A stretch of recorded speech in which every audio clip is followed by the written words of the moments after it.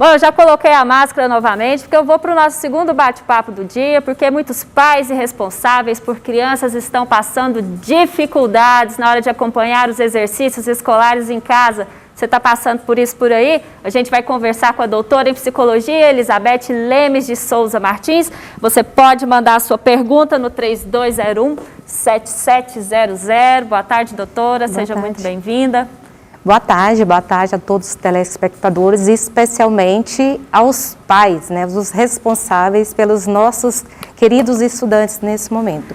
Eu venho em nome de uma doutora em psicologia, mas também venho em nome de uma responsabilidade que eu assumi nos últimos anos de ser assessora pedagógica da Regional de Aparecida de Goiânia, onde eu cuido dos processos de ensino e aprendizagem dos estudantes das 75 unidades escolares. Então, tem muito embasamento para poder trocar experiências aqui com a gente, né? E quando a gente começa a falar sobre isso, a gente fala aqui dos pais, mas a gente sabe que não são só os pais que estão acompanhando a criançada em casa, às vezes é uma titia, uma madrinha, o vovô, o irmão, enfim, né? Qualquer um que seja o responsável por essa criança. E a grande reclamação que a gente tem ouvido, a gente tem recebido feedback nas nossas redes sociais, é que eles não têm o conhecimento, o preparo técnico, né? O como fazer para aplicar o que as escolas estão mandando para os alunos em casa, como que eles ensinam aquilo. O que eles fazem nesse momento? Então, eu vou falar em duas perspectivas, como eu esclareci no início. Uma do comportamento, que vai para a área da psicologia, e uma da área da educação. Primeiramente, pais, vocês não assumiram o ensino-aprendizagem dos seus alunos. Vocês são pais irresponsáveis. E aí, precisa também ir para o campo de entender, se eu não sou os professores, como que eu devo comportar, então, nesse momento? E é outro lado que eu vou falar da educação. Confie nas unidades escolares, confie nos professores. Então, a sua pergunta a gente pode responder da seguinte maneira: se eu não assumo essa responsabilidade de ser o professor, eu também não preciso assumir a responsabilidade de saber de todos os conteúdos. Nesse momento, é algo muito claro e muito real nas unidades escolares, é que o professor está a serviço dos alunos. Então, os pais que têm essa oportunidade de ficar em casa, fazendo teletrabalho, o que ele pode considerar? Aproxima das unidades escolares, conversam com as pessoas responsáveis pelo pedagógico. Aqueles que estão afastados, precisam realmente trabalhar e deixam essas responsabilidades para outras pessoas, monitorem como está essa relação da família com a escola. Você não precisa saber os conteúdos.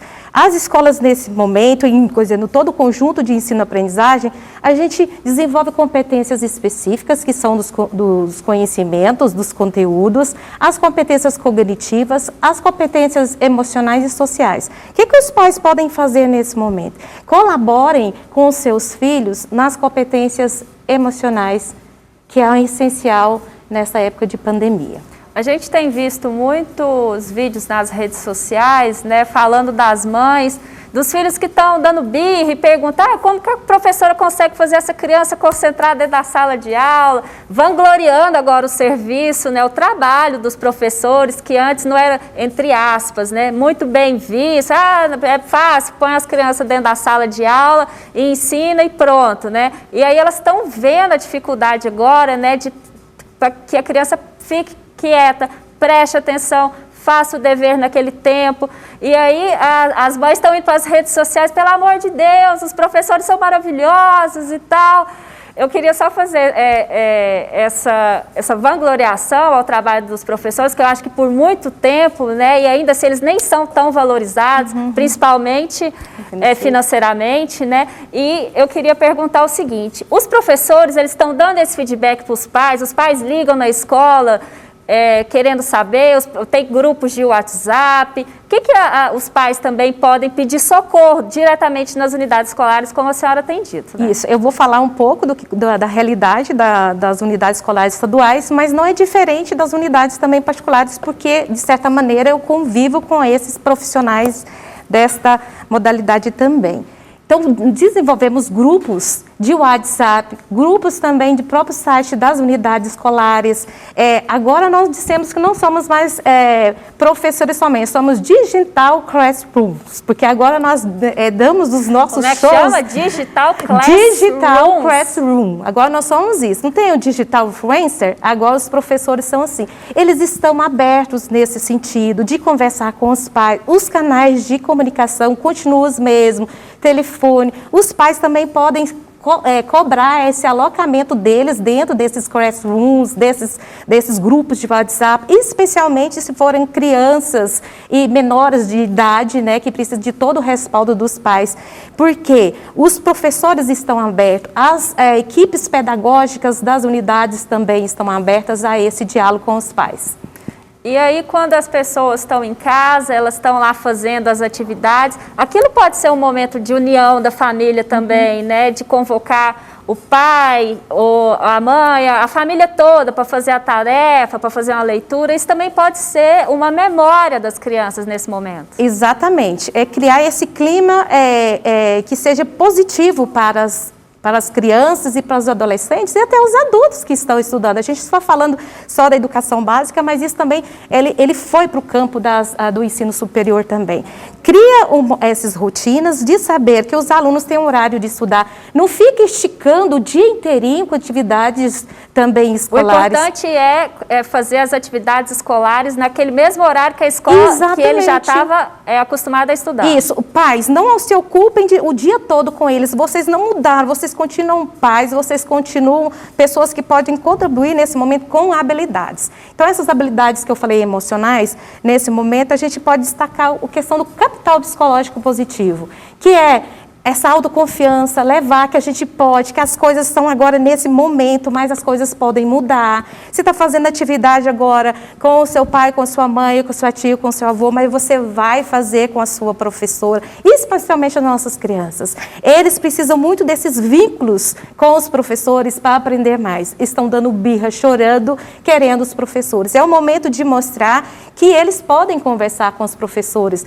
através de WhatsApp, através dessas salas. Então, criem rotinas.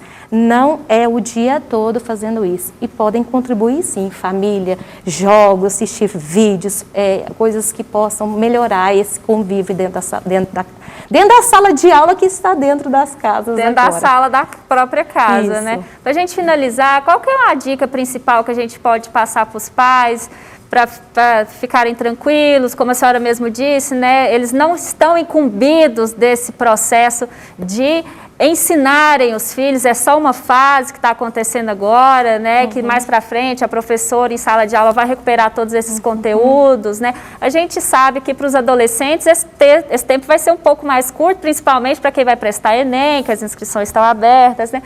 Mas como dar uma dica de tranquilidade para esse período passar, entre aspas, tranquilo? Eu vou dar uma dica de um recurso psicológico que nós chamamos de capital psicológico.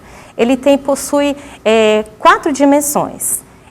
Olhar para você mesmo e fazer questionamentos para você, porque ele não está fora, ele está dentro, é um recurso pessoal. Então, ele tem 4 dimensões que eu posso dizer para vocês. Primeiro, é a autoconfiança.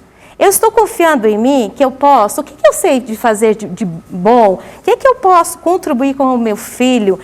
E a outra é o otimismo, você acreditar que as coisas são momentâneas, que elas podem passar. E a outra é a esperança. E a esperança, quando ela é equilibrada, ela traz esses processos de competência adaptativas para o ser humano. E a outra é a resiliência. A resiliência, ela só acontece em momentos difíceis. Em momentos de conflitos, você busca ela para você, é igual ao elástico, você puxa, pá, ela volta. Então, lembre-se, grandes soluções estão dentro de nós mesmos, não são recursos tecnológicos que nos vai nos favorecer nesse momento. O que vai nos favorecer é o que eu sou, o que você é enquanto pai. Então, aproveitem para desenvolver habilidades, que conteúdos quem vai desenvolver são os professores. Eu não preciso saber conteúdo de química e física, eu não preciso saber algumas coisas de língua portuguesa e matemática.